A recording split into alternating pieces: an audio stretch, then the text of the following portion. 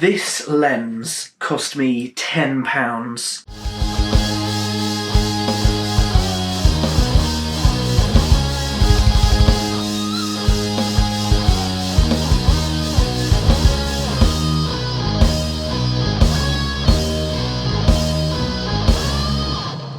It's an old lens that goes onto a film camera, a Pentax film camera to be exact, and it has a focal range of 50mm. It's what's called a prime lens, which means the focal range doesn't change, unlike this, where the focal range does change. This one is 50 to 200. Now, the bonus of having a prime lens is often they're a little bit sharper and you can have a faster aperture. Now, I'm going to keep this brief because I know half of you are so not interested in what an aperture is and kind of this techie stuff. But basically, an aperture is the iris of a lens. The wider it is, the more light you're letting in and the blurrier the background will be. I'll show you an example.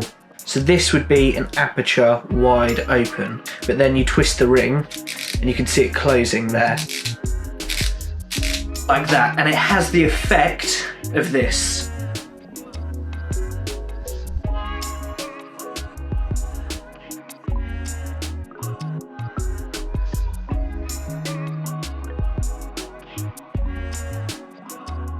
Now, why am I talking about this? Well, you see, this is actually one of my favourite lenses. Right now, it doesn't fit on my camera, but you can pick up an adapter for a very small amount of money. That means you can put it on a digital camera, and that way you have a really lovely quality lens, and it really doesn't break the bank, and it is just beautiful. Take a look at some of the shots I was able to capture with it.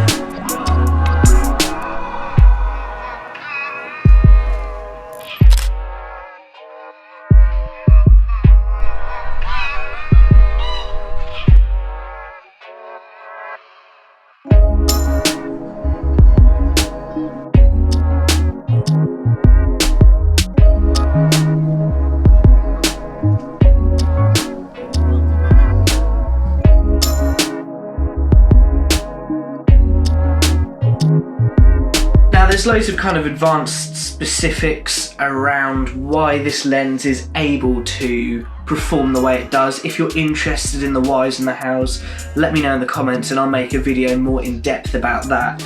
But if you're not, that's fine, because this video is more just to say you don't need to break the bank to get quality camera gear, and even if you're not a videographer, you're not interested in pursuing a career in that, but you like to dabble with it as a hobby maybe, well, why not buy this lens and put it on a cheap camera body? Because then you've just got this lovely portrait lens that is always, that you can just carry around with you, and you can get excellent results with it. Check a look at some of these photos I was able to take with it.